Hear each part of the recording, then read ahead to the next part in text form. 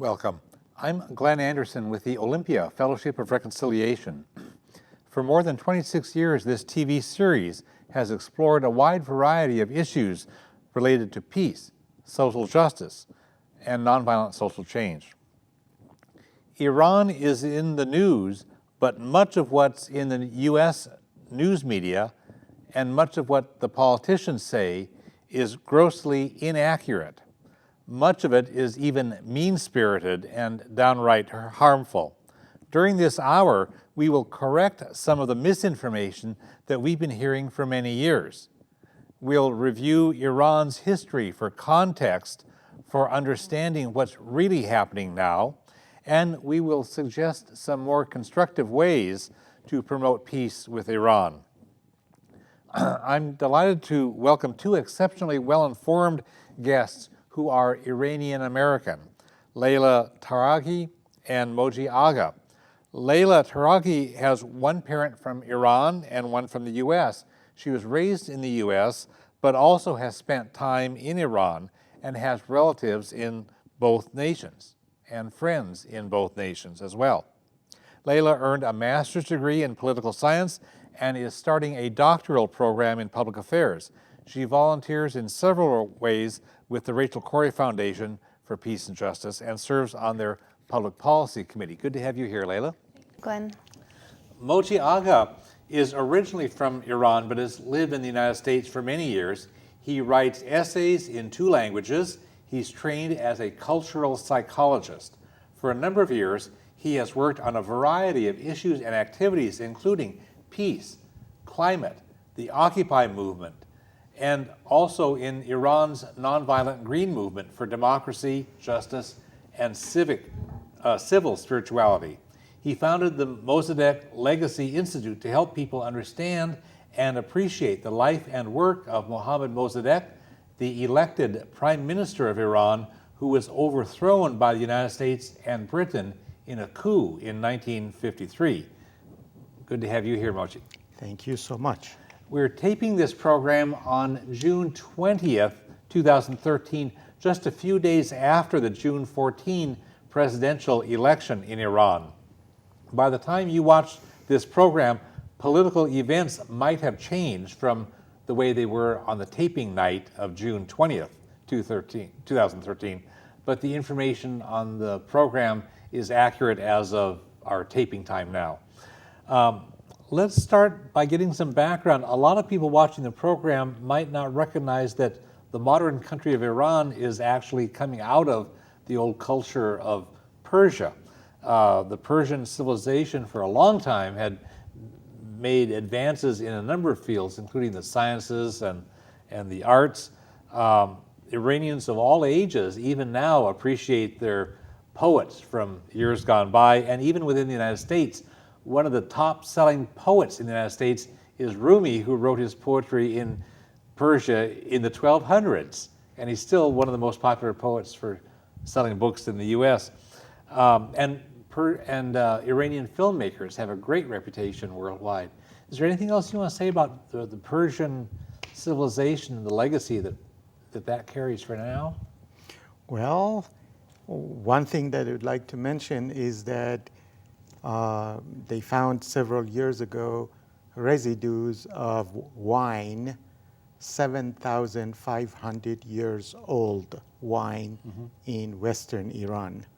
So that's a civilization that goes back. They knew how to cultivate grapes and they knew how to make wine 8,000 years ago. Yeah.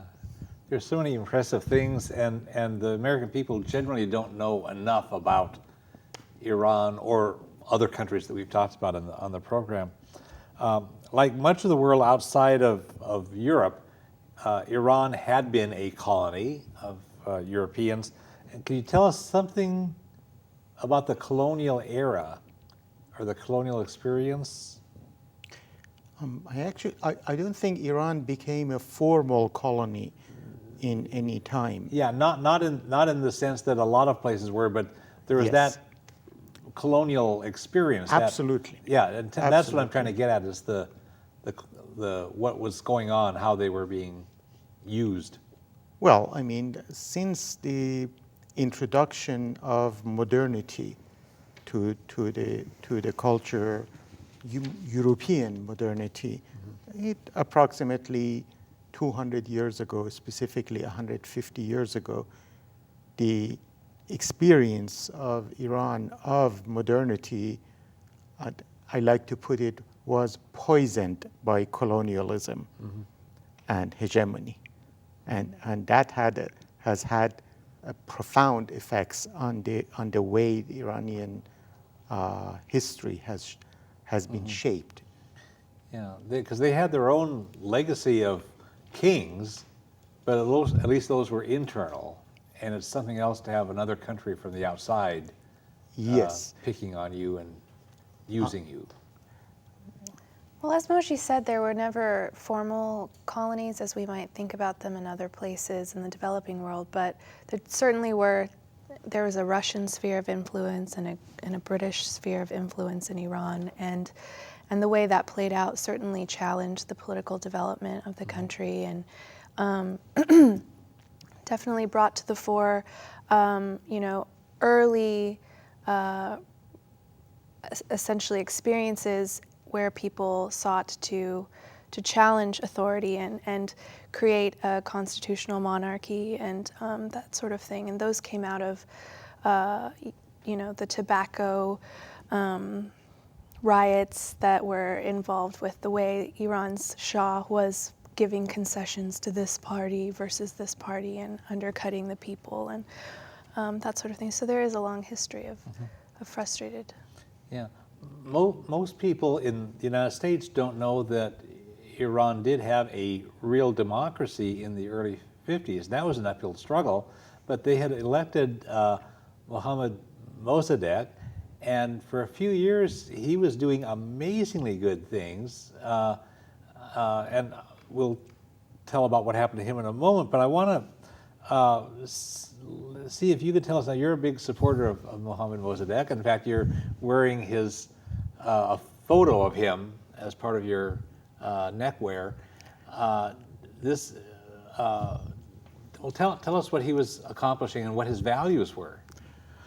Well, this is his picture, by the way, as he was under house arrest after the coup in 1953, where Iran's democracy, pluralistic democracy, was killed and was replaced by a dictatorial regime servile to American or colonial interests, which eventually caused the revolution to happen and all the repercussions.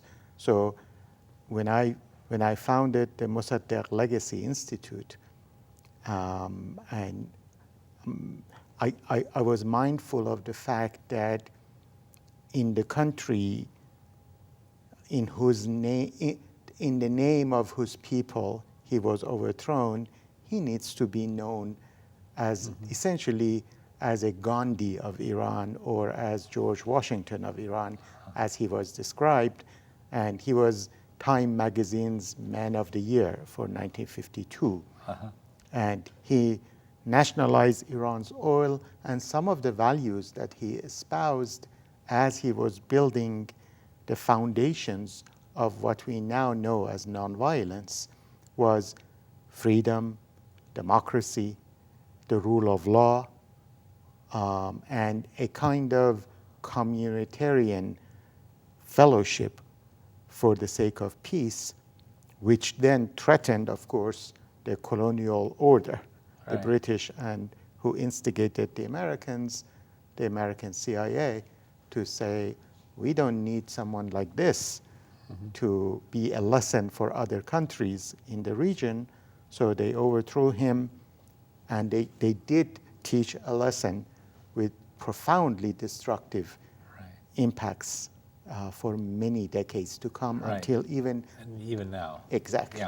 Yeah. In the background reading, I knew about Mossadegh anyway, and that time when they actually had a real democracy that was, like, as you say, pluralistic, when everybody was welcome to participate, and he was incorruptible in a region where there there's a legacy of corruption and favoritism and so forth, where he was, you know, incorruptible and just profoundly working for the well-being of the people, Yes. instead of a special. We the people. Yeah, very much. We have that in our founding document. Yes. We the people, and that was his approach.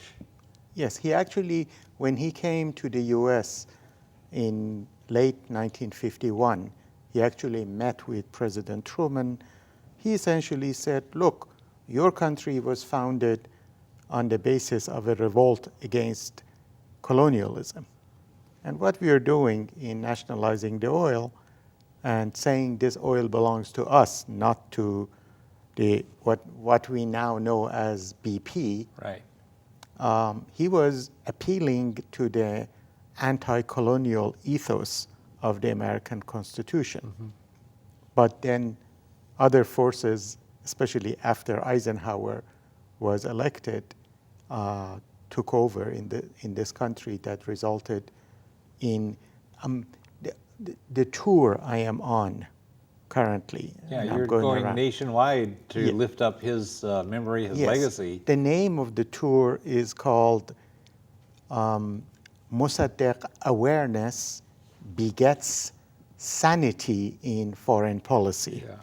And I wanted to call it Wisdom in Foreign Policy, except that that's too high a standard. Yeah, we got to start with trying to get some sanity. Exactly. And then we'll move toward wisdom. Exactly. It was, you mentioned BP, British Petroleum, and we know them because they had done this reckless spill in the Gulf of Mexico of their oil. And before, back in the early 50s, they were really ripping off Iran's oil and not sharing the oil wealth with the Iranian people to whom it really belonged.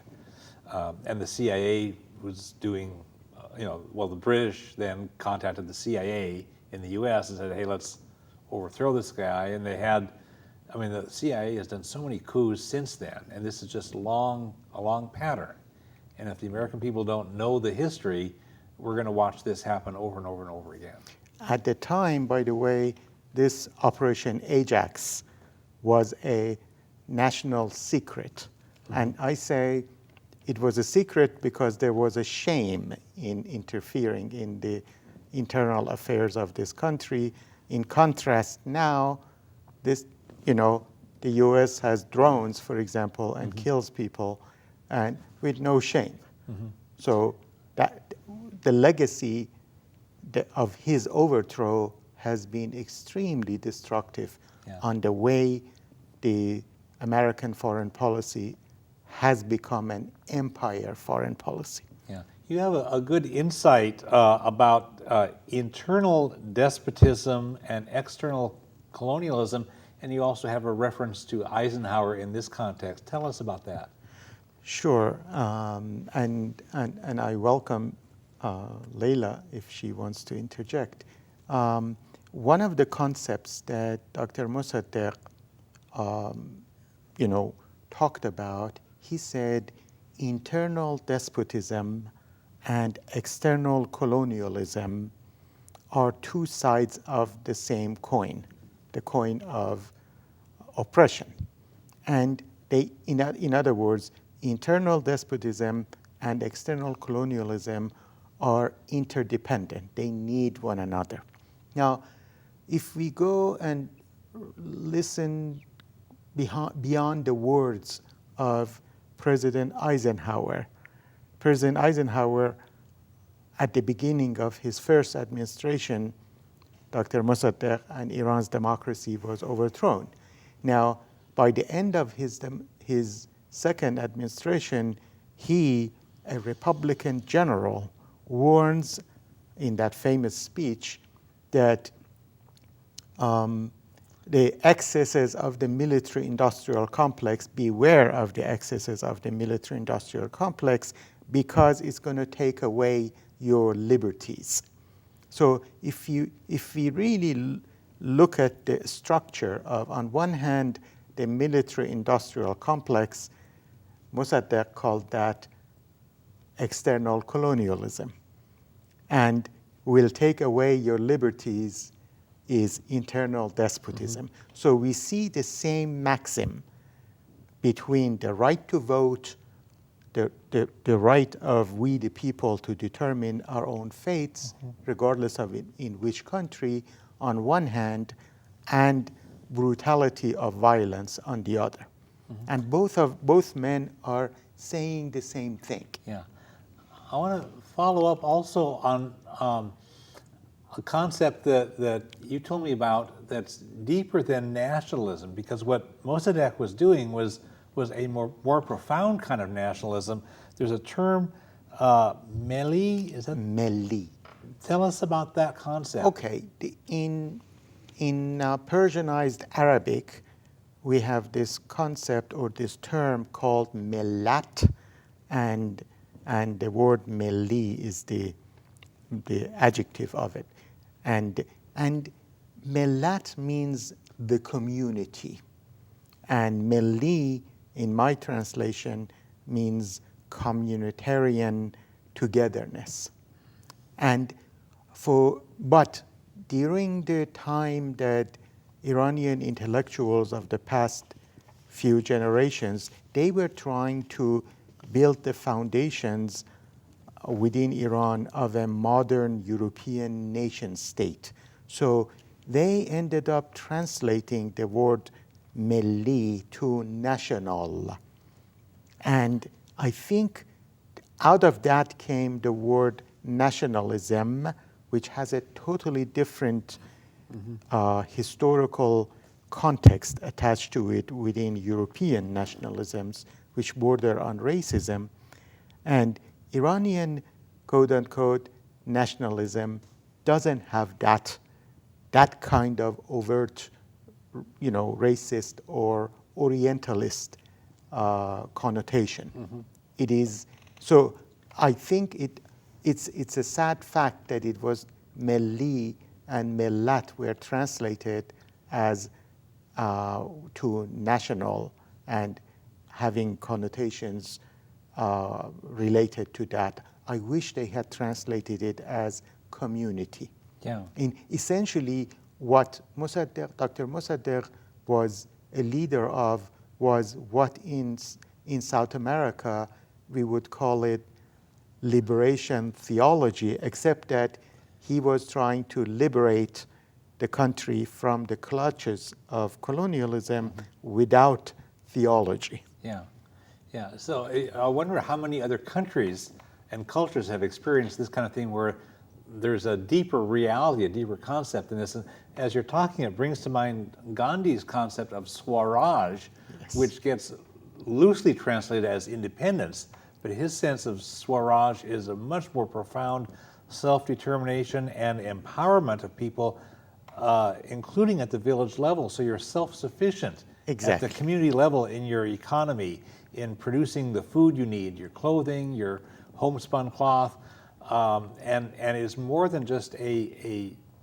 independence in terms of like national independence. It's Yes. a more profound self-reliance where you're really independent, not only from the British Empire, which was India's concern, but also from elites even within your own country. Yes. The people in the big cities can't oppress you in your local village because you're self-reliant, you're truly Yes. independent, and you've also liberated your mind and your heart, and you practice good health programs and good nutrition and all this stuff.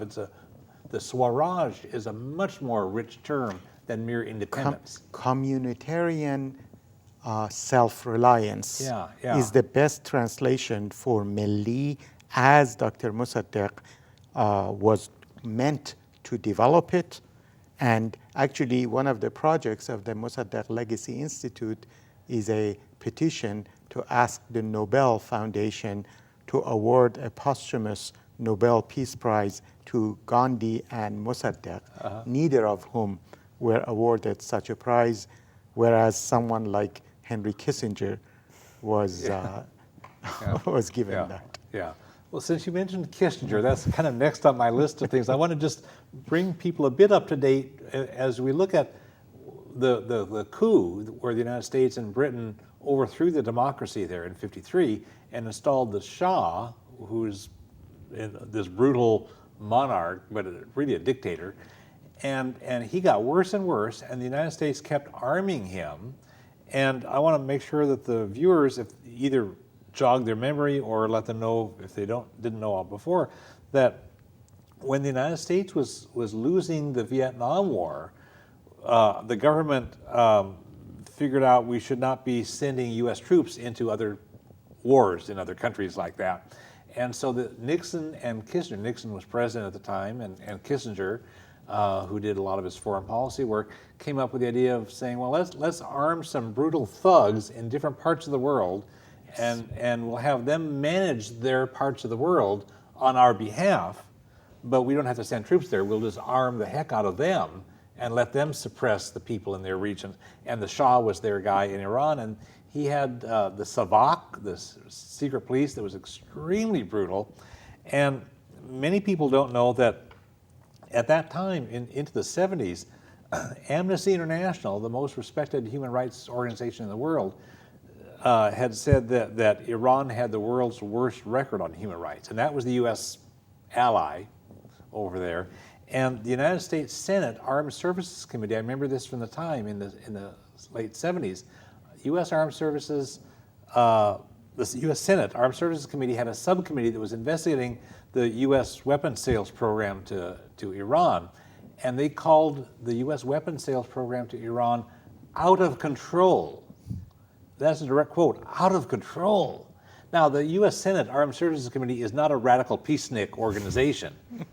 And for them to say the U.S. weapons program for Iran was out of control, that means something. And sure enough, the oppression got worse and worse and worse. And then we'll talk about the revolution in '79, when people said, enough of this, we're going to topple this. And even as the nonviolent protesters were in the streets in '79, streets of Tehran and other cities, and helicopters would come swooping down through the streets, machine gunning people. People in the streets could know these were U.S.-made, these were Bell helicopters made by the United States company and provided by the United States government, taxpayers. And so the legacy from 1953 with the coup on up to '79, when the United States was fully complicit in slaughtering people and repressing them for all those years, there's a reason why people were upset in '79. So I wonder, could you tell us about, Laila, tell us about the coup, or the revolution in '79, that 16 years after the '53 coup. Tell us.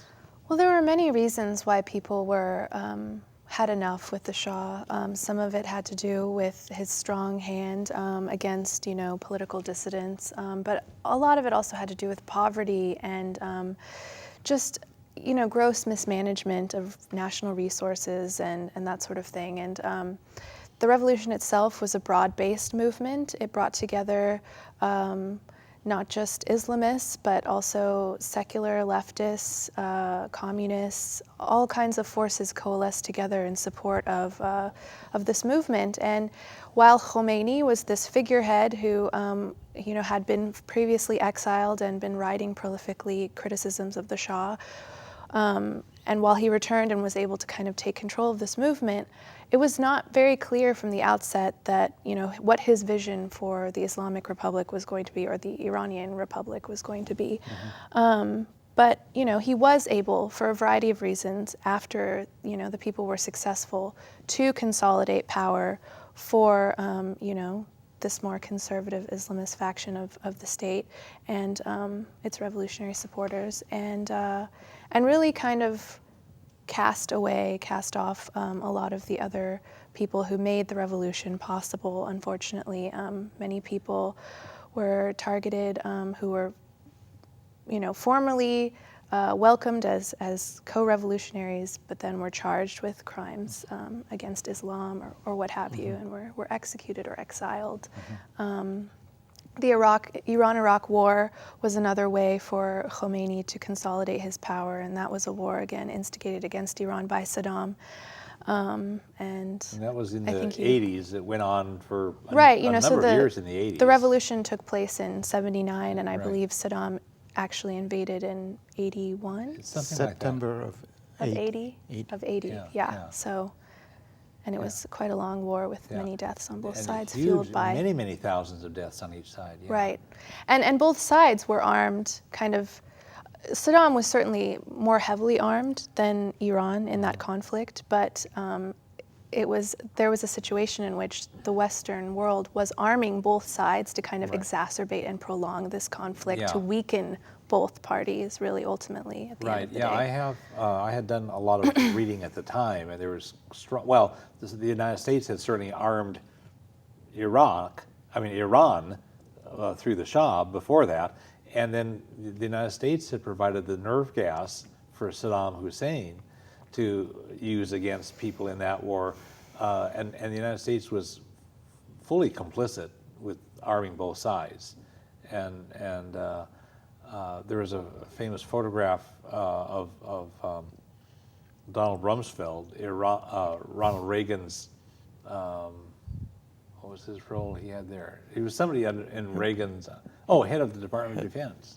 No, he was... No, I think he was a national security advisor. Yeah, he was something high up. Anyway, he shaking hands with Saddam Hussein, who was our great military ally. So I mean, this violent foreign policy just churns around and around. Self-perpetuates. Yeah. Yes. Actually, Saddam Hussein was put in power in a coup, not too unreminiscent of the 1953 coup that replaced Dr. Mossadegh with the Shah. Yeah, he was our guy there for a while, and he was a CIA fellow. He came up through the CIA and killed his way to the top, basically, and the CIA was fully complicit with this. So after the 1979 revolution had removed the Shah had some medical problems. The United States said, well, come to the United States for some medical treatment.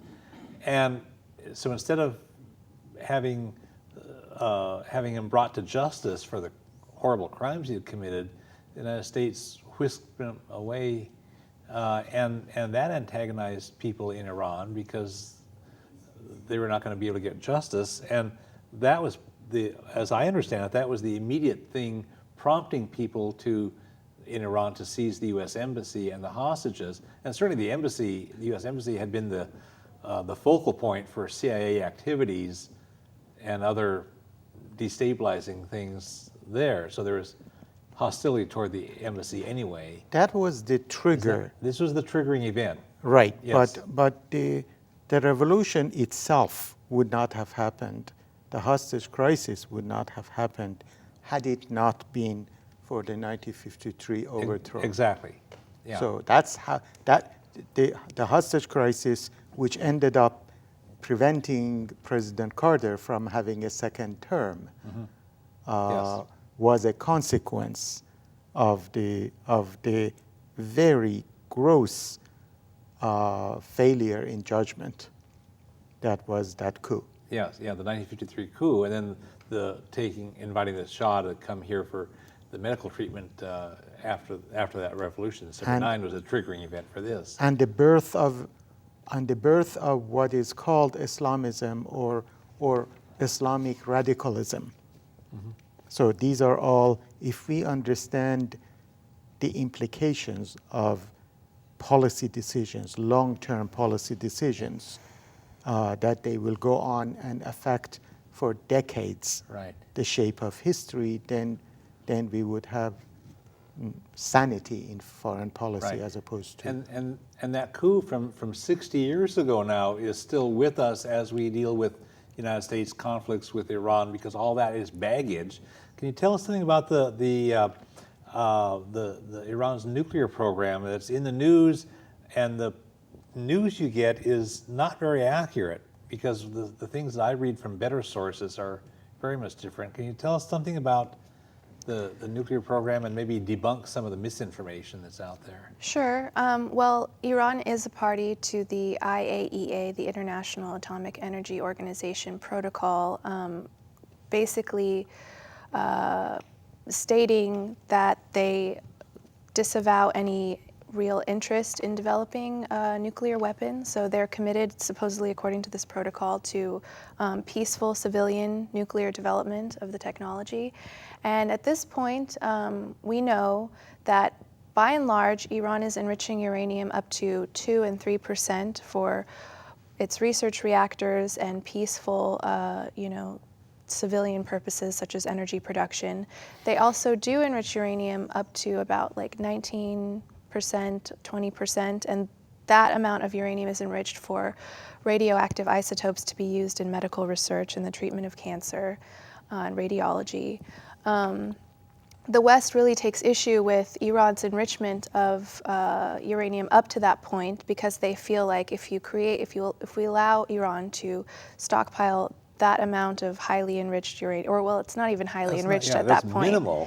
Yes, but that grade of uranium, if they stockpile it over time, should they decide to pursue breakout capacity, it would be a faster race to the finish line with this accumulated stockpile of 19% enriched uranium.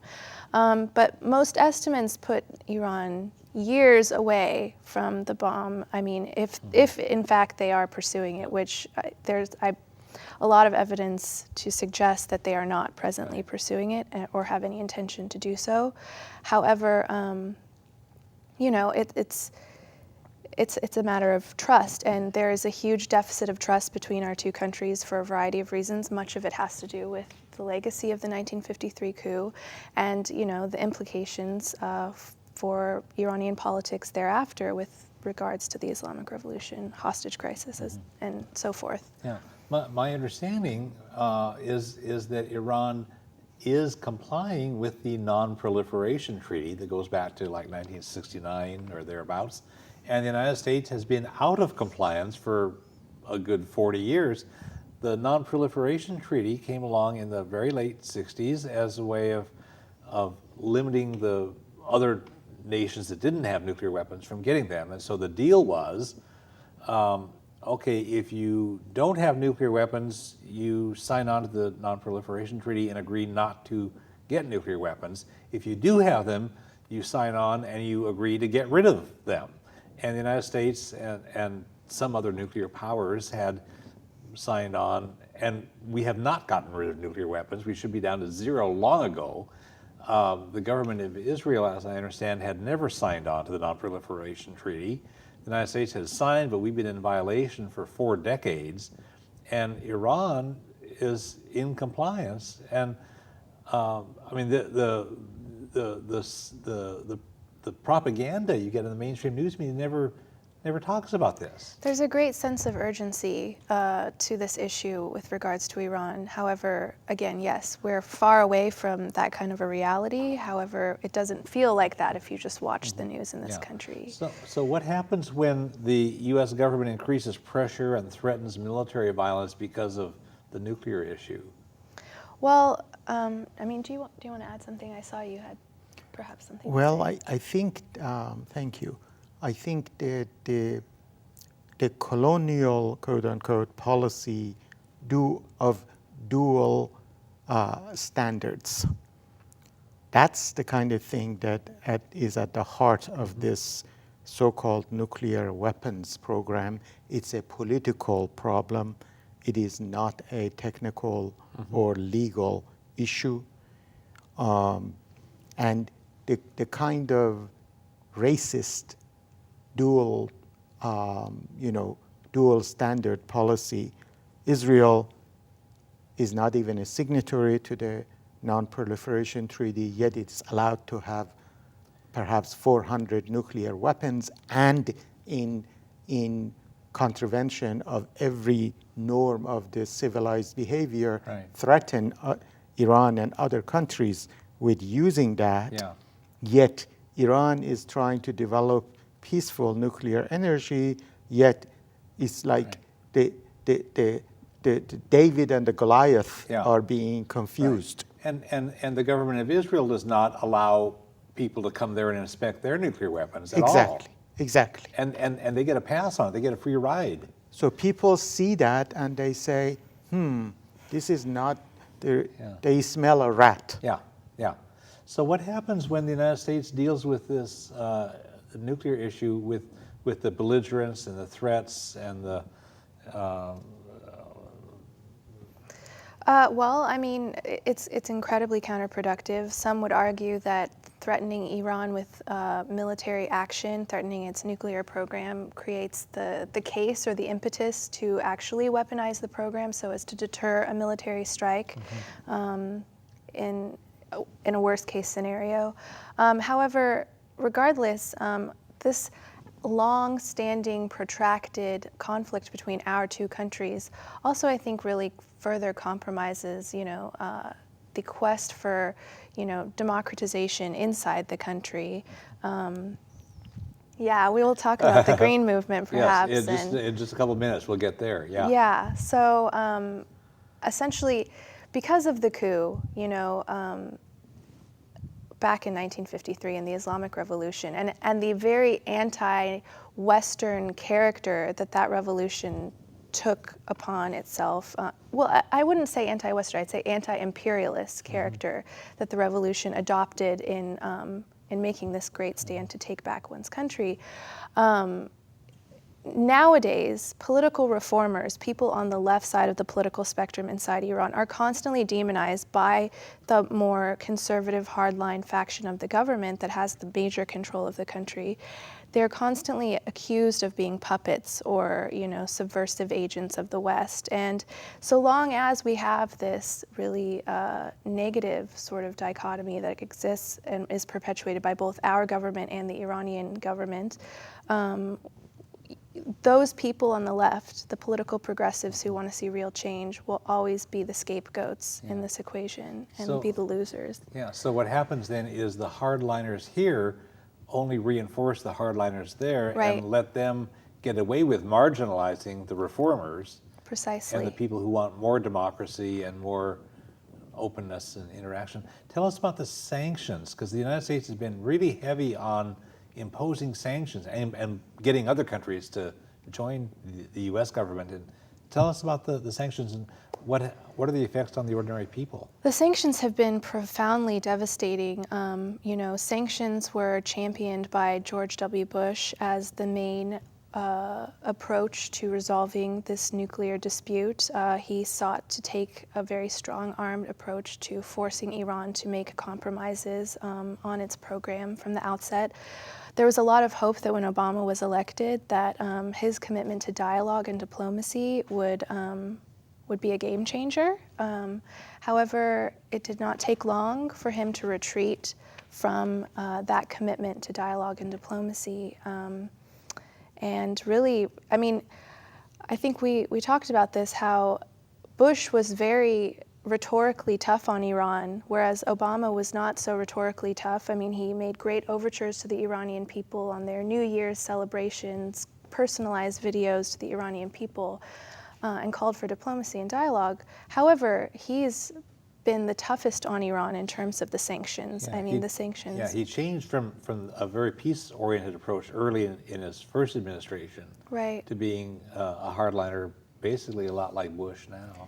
Yes, it's very unfortunate. May I make a suggestion that what we see in terms of the sanctions, the sanctions are designed in order to weaken the indigenous capacity of the Iranian people to resist external colonialism as well as internal despotism.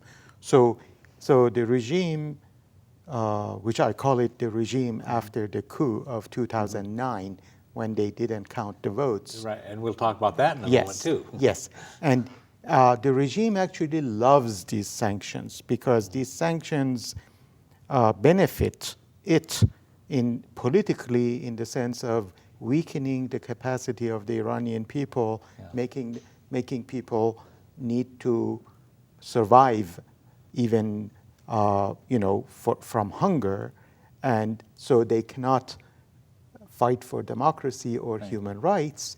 And at the same time, however, that maxim of internal despotism and external colonialism needing each other tends to deprive the Iranian people from the capacity to resist external colonialism.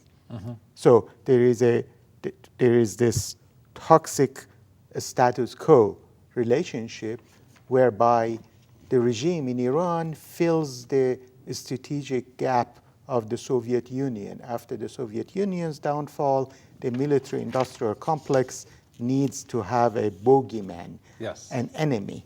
Right. And to the extent that Iran's supreme leader acts like a bogeyman, he is serving U.S. and Israel's worst hegemonic desires, Yeah. colonial Yeah, desires. there's a lot of this reciprocity of that. You know, if the United States is picking on Iran, then the regime of that country can tell the people, hey, you have to rally around us in the government because you're being picked on, and we'll protect you. Yes. And any government does that. I mean, people in this country did that after September 11, 2001, and people rallied behind the U.S. government, even people who had otherwise disagreed with it. And any country will do that. So the folks don't realize that we just play into each other's worst. Well, extremists need each other. Yes. Extremists complement one another. Exactly. And in the middle is democracy, in the middle is nonviolence, which is by definition.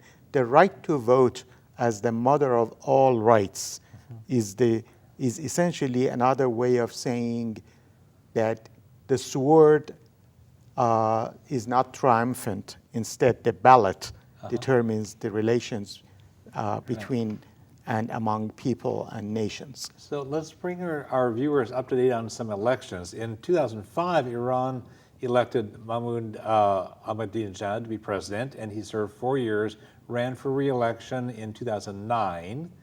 And there was more opposition to him then, and there was a moderate running in the 2009 election. And what happened with the vote counting? That's where there are problems leading up to the vote counting, but let's just talk briefly about the vote counting because I want to move on to the Green Movement after that. Well, they essentially did not count the votes because they wanted to continue Ahmadinejad and the totalizing regime. They wanted, essentially, there had been a 20-year program after the end of the Iran-Iraq War whereby the right-wingers in Iran, they wanted to get rid of the party of the people, which is the Reformists Party, the Green Movement, the right to vote. They said, if only we make Iran into a North Korea with an Islamic sheen, then we would have it would be wonderful. Except that in the past 8 years, fortunately, that project failed. And so anyhow, so there's controversy about the vote counting, and there's good grounds for suspicion.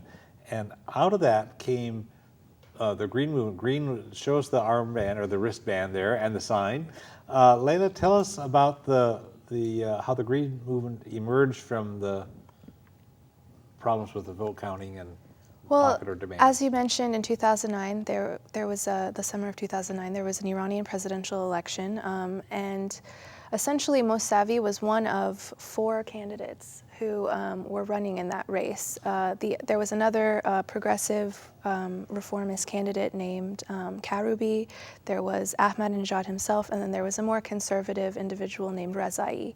And Mossadegh had his own supporters, obviously, as each of these campaigns did, who rallied behind him, and he used the color green as part of his campaign, essentially because he is able to basically say that he is in some way related to the Prophet Muhammad, and the color green is the color of Islam, but it's also commonly connoted or related to the lineage of the Prophet. And so he used the color as his campaign, and after the announcement of the vote and the outcome of the vote, basically all 3 other candidates, including Rezai, who was a conservative candidate, supposedly, not supposedly, definitely a former member of the Iranian Revolutionary Guard, even he joined together with Karoubi and Mossadegh to express severe concerns about the authenticity of the vote.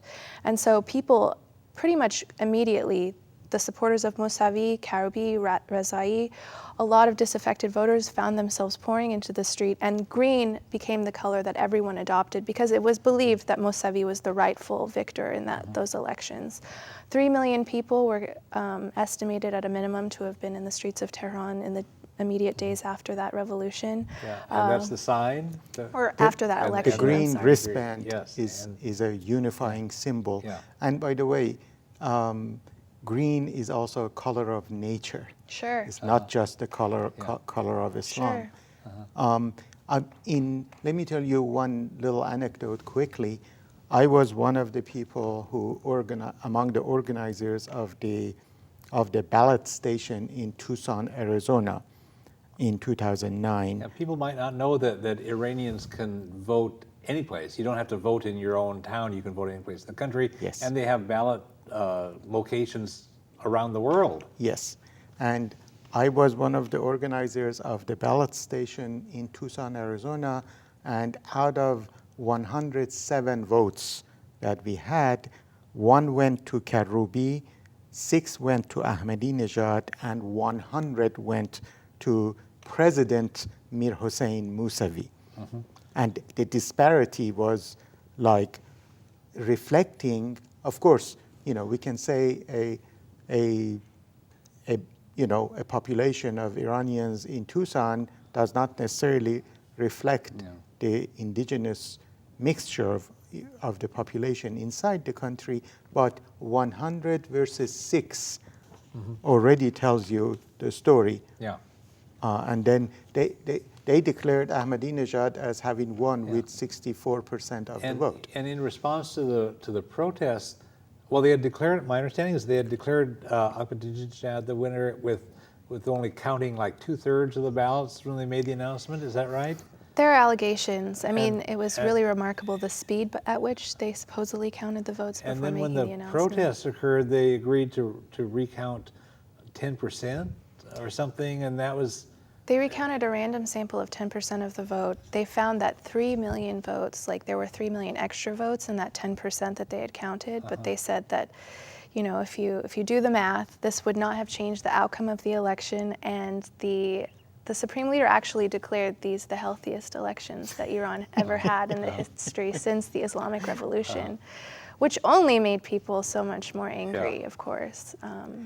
What is extremely important in those demonstrations, millions strong demonstrations, is that they were nonviolent. And I am so proud of the birth of the kind of nonviolence that Dr. Mossadegh actually meant and was building the foundations of. And by remaining nonviolent, the Green Movement, the reformist movement, did not give to the other side the satisfaction it needed in order to delegitimize the right to vote. Right. And in fact, the 1979 revolution had been overwhelmingly nonviolent. Yes. So there is that tendency there, and people in the United States just don't appreciate that, don't know that. Nobody in our government tells us that, and nobody in our news media tell us that. We have to know it by finding other sources. Well, the people in the United States are brainwashed by the concept of Orientalism. As late Professor Edward Said put it, in the Orientalism, the Oriental needs to be savage so that the colonialist can then feel justified to manipulate the lives of the savage in order for his own betterment. Right. Yeah, this white man's burden is what they used to call it Exactly. from Britain long ago. We're tight on time, and I want to cover a couple more things more briefly than we had expected. I appreciate the depth and thoroughness of what we've been able to do. I want to catch the 2013 election, which happened just 6 days ago as we're taping this on June 20th, 2013, and the election had occurred, the presidential election, on Friday, June 14th. Ahmadinejad was not able to run again because of term limits. He had to stop at 2 terms, so it was a wide open field. The best I've seen from results is that they had an 80% voter turnout, which is vastly more than you get in the U.S. presidential election, a stronger commitment to democracy perhaps in Iran than what we have here, or people really wanted to get their voice out there.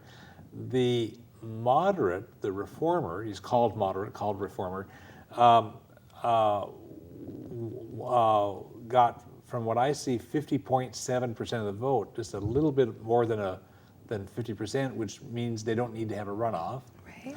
And I wonder, can you tell us something more briefly about the 2013 election? And more stuff may happen by the time people watch this program in September or beyond. Well, I think it's worth mentioning that a lot of people were torn about whether or not to participate in this election. The reformist camp in Iran and its diaspora components around the world really wondered, like, should we participate? Are we granting legitimacy to the government by participating in these elections? And a lot of people felt, yes, we would be, and so they did not participate. And so I think, you know, even this vote doesn't necessarily accurately represent the desire for a progressive change to take place in Iran, but the victory is significant. What I would also mention is that, again, because Iran was brought to power, the Islamic Republic was brought to power on the back of a popular revolutionary movement, the regime itself does put a lot of credence or weight into these elections. They really kind of create a lot of campaigns to get people to turn out to vote in these elections, and they talk about how strong voter participation in these elections is like a, you know, a slight against the West and, you know, Western hegemony, and it's showing how strong Iran's democratic Islamic system of governments is. And so what's interesting, though, is that the results of this election, the election of the more moderate candidate who was endorsed by, you know, former reformist President Mohammad Khatami and Akbar Rafsanjani and others, really is kind of a slight to Khamenei in this post-2009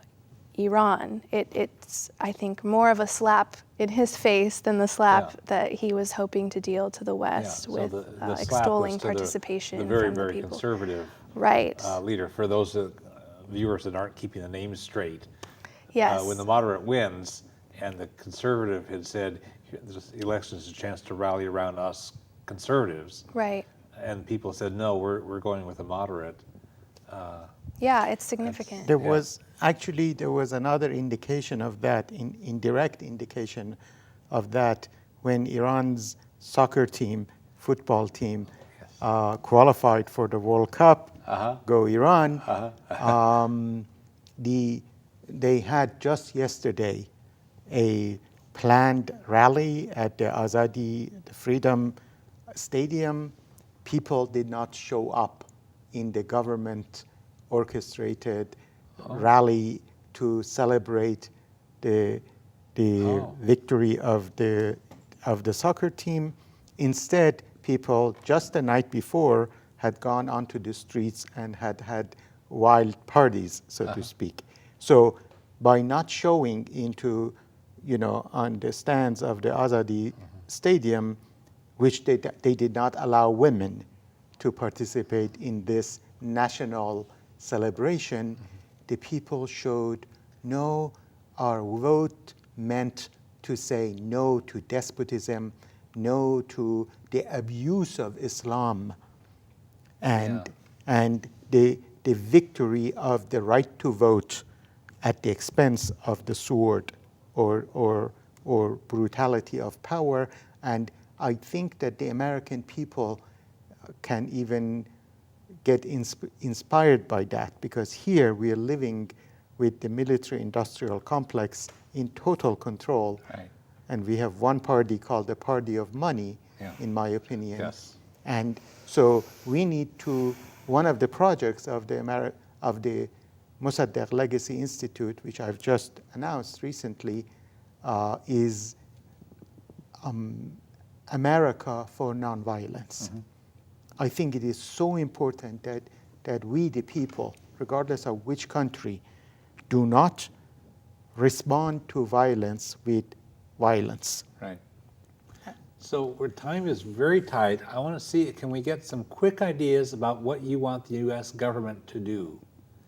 Very, very briefly, and just several I want to see a genuine attempt to resolve the nuclear dispute. I want to see genuine commitment to negotiations, and I want to see that involve, the ability to lift sanctions as a means of incentivizing cooperation from the Iranian government. When we were preparing for the program on the telephone, you said negotiating does not mean laying out some demands and saying, you got to do this or else it's all off. Precisely. Yeah. So Yes. it's actual negotiation. Let's talk.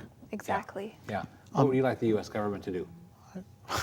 Well, I like the U.S. government to actually reflect the will of the American people as opposed to huge corporations.